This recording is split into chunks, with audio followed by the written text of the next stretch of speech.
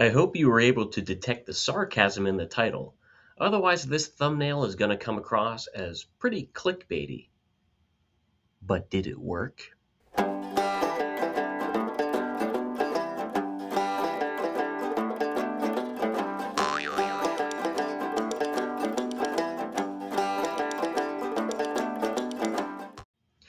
We teased it in the previous Gab and the Cap episode, but now we're finally going to talk about it. That's right, today's episode is on the New World Screwworm. Now, there's a reason that I've put a sarcastic title at the front of this video, and the reason for that is because I actually want people to look at this with a measured approach and evaluate, is my reaction to the advent of the New World Screwworm reemergence of the United States, is my reaction commensurate with the level of risk of damage to the agricultural industry?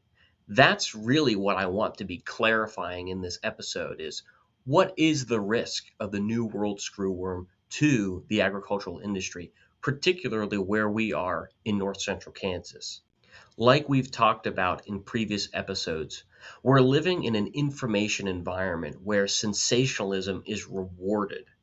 So it's easy to get caught up in the headlines and the commentary, to feel like there's a sense of urgency or panic or out of control circumstances surrounding this entire outbreak. But I want to help us kind of set the record straight using research-based information through K-State Extension, and by deploying some of the best extension specialists in the country to help us get a firmer grasp on what the New World Screwworm is, how it's a threat to Kansas agriculture, what the risks are associated to the livestock industry and other related industries, what the risks are to human health, what the risks are to the overall ag economy, and what we can do about it as individuals and as a state.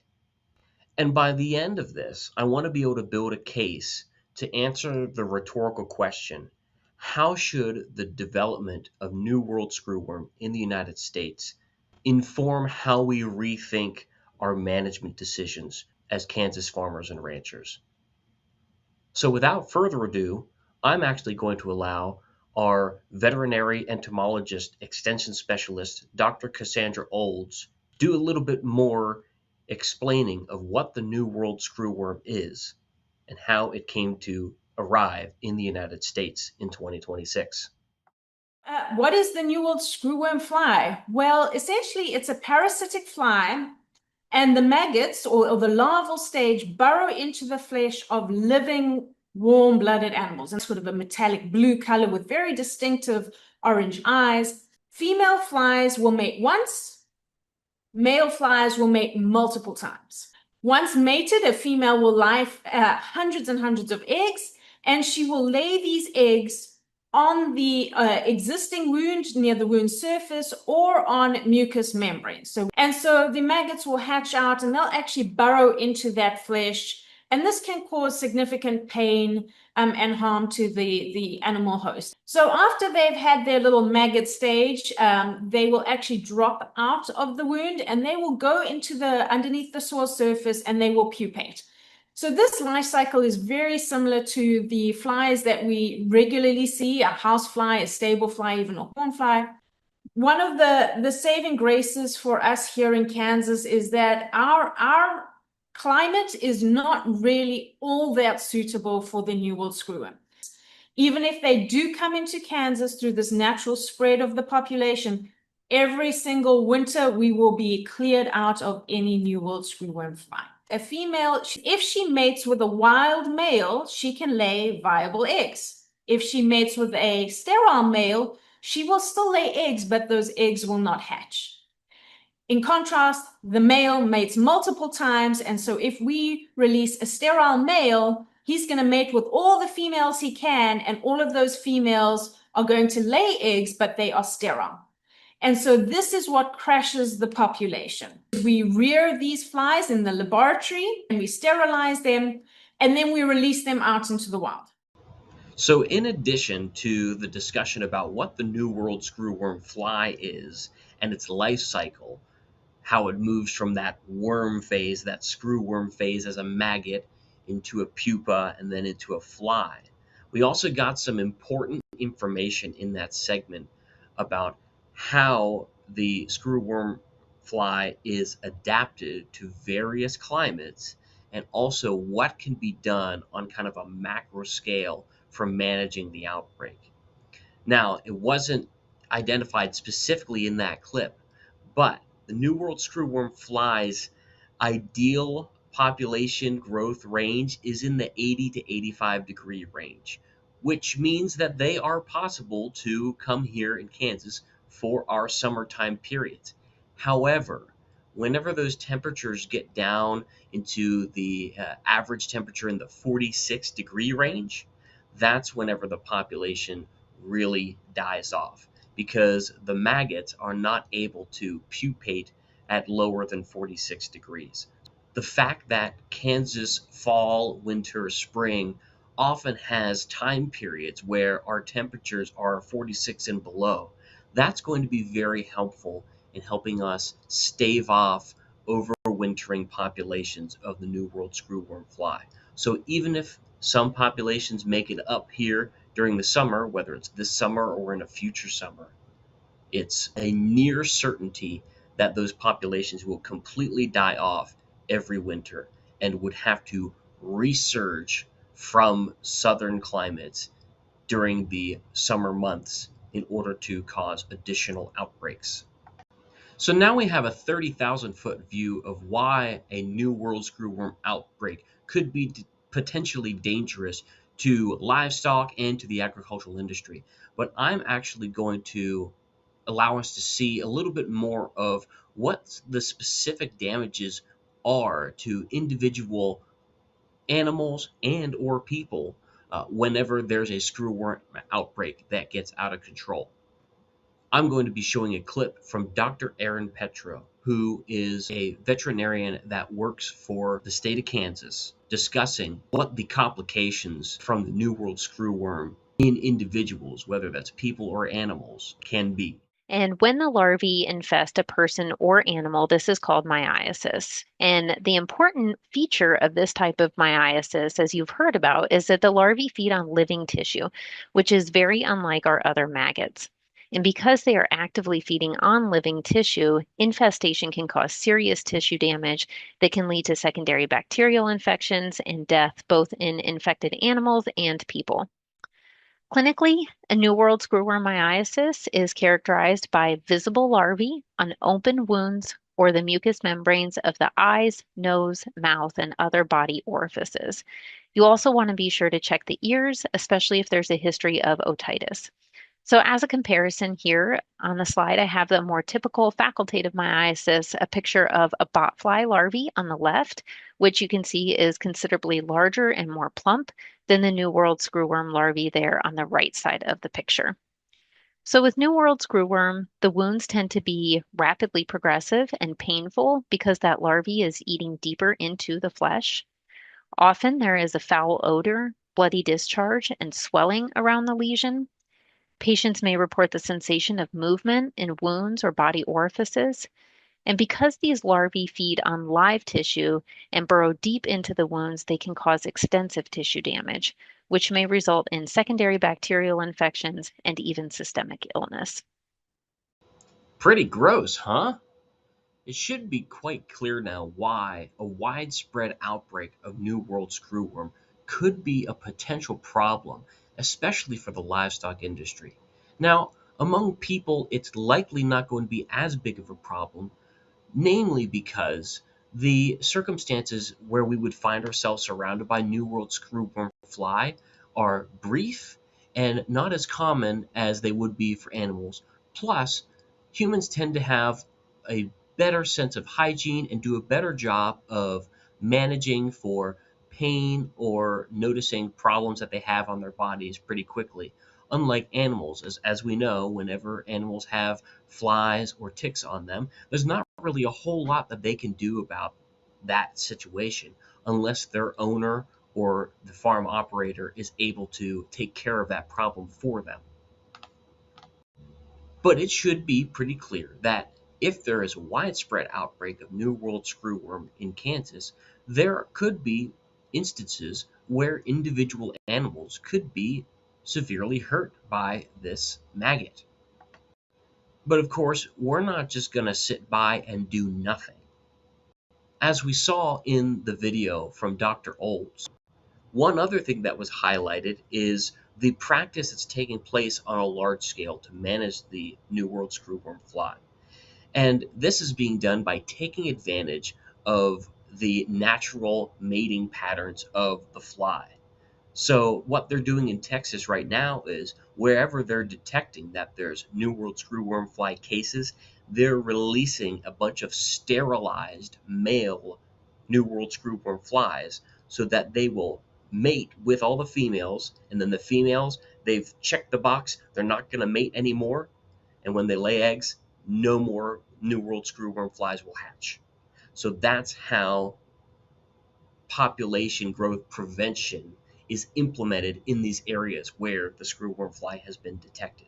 That's how the population was eliminated from the United States back in the mid 1960s, and that's the strategy that's going to be implemented in places where the fly has been detected again until further notice. Not only that, but there are preventive measures and treatments that you, the producer, can implement on your farm or ranch to take care of your animals in the case that New World Screwworm makes it to Kansas. I'm actually going to show a clip from Dr. Brad Lubers here at K-State discussing what some of those prevention and treatment options are available to Kansas producers. So for New World Screwworm, again, treatment options, there are no products currently that have full approval. So we're going to talk about conditionally approved products, and we're going to talk about emergency use authorization products. There are two drugs that have conditional approvals for New World Screwworm in cattle. They are a doramectin injectable product, and then there's a fluorolaner topical solution product called Exalt. There are three products that have but drug categories or drug classes. So ivermectin injectable has an emergency use authorization. You can see the label claims there. It's for prevention. There is an antibiotic wound spray, F10 antibiotic wound spray, and an F10 barrier ointment formulation that have emergency use authorization for prevention and treatment of New World Screwworm infections. And then there's an insecticidal powder that has a label for prevention and treatment that is emergency use authorization. So we know what the New World Screwworm is. We know what the threat is to agriculture. We know how it can possibly harm people and animals. We know what we can do about it. Between a widespread scale strategy of releasing sterile flies to bring down the population and prevent population growth, to prevention and treatment measures that we can use on our own farms and ranches in the event that New World Screwworm makes it this far north this year or even in future years. But the reality is, as all of us in agriculture know, is that U.S. agriculture is not just an isolated experience on your farm or ranch. It's an entire network, an entire system of farms, processors, meat packers, and consumers, everyone in the supply and value chains interacting with one another at various levels. What that means is that even if we in Kansas don't get specific individual cases of New World Screwworm this year or even in future years, there are associated problems that can arise, challenges that emerge in our experience of our farm or ranch because of the outbreak that's taking place in other locations. And several of our agricultural economists at K-State have taken a look at this and have provided this clip that I'm about to show you now. And this is just a breakdown of producer costs in the Texas outbreak in 1976. There's additional costs that are being incurred, and somebody's paying for all these additional costs. So we're talking more at the farm ranch level. Again, we see treatment costs, death, lighter cattle, extra labor, marketing discounts. But when we start to add all that up, it adds up pretty quickly. Kansas, we're bringing a lot of cattle in. We're bringing roughly 4 million in just to fill our feedlots. That million head has to be filled in, if we're going to fill our feedlots, by additional movement of cattle within states or across states. With the border closed, our biggest source in Kansas for feeder cattle is Texas. If we curtail cattle movement, or it becomes more difficult or more costly from Texas, right now I think we're still okay, but it could certainly become a more pressing problem or a more economically important problem. The length and the geographic scope of this, again, is going to be our main determinant of how disruptive in an economic sense this infestation becomes. The 25-year history is pre-event. We would import 800 to 1.4 million, primarily lightweight feeder cattle from Mexico. I think it's worth asking, have we already seen, or are we already living through the largest economic impact? And the reason I say that is the national industry is already working with probably 1 million fewer feeder animals in the system because of the initial response.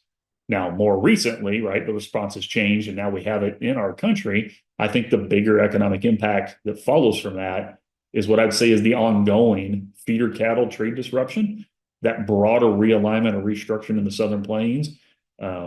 The fact that we have the Southern Plains built for more animals than we have in the system today is definitely weighing on margins for the backgrounding stocker segment, the feedlot segment, and the package segment.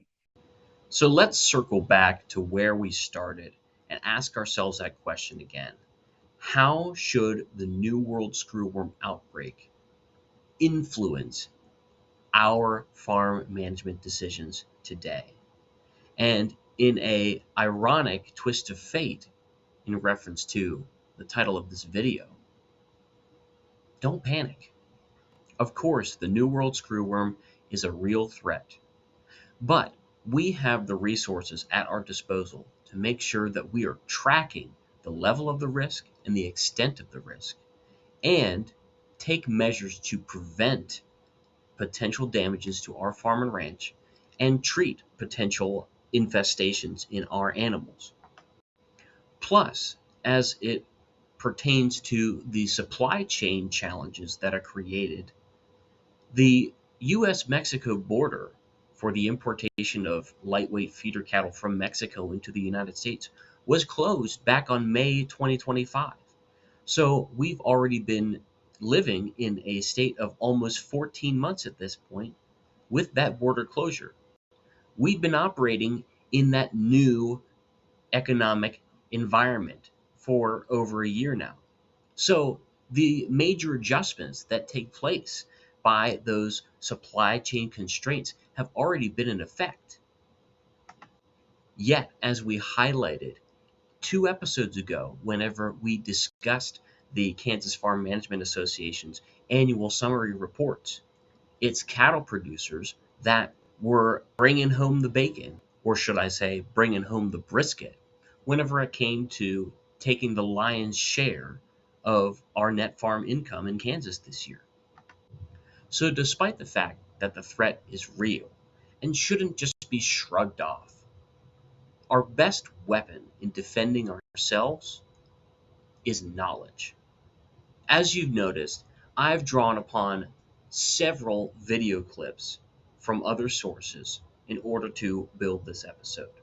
Now, these sources were all part of a webinar series brought to you by K-State Extension's Agricultural Economics Division, which we lovingly refer to as agmanager.info, a site where you can get a wide array of resources on all things agricultural economics related for Kansas farms and ranches.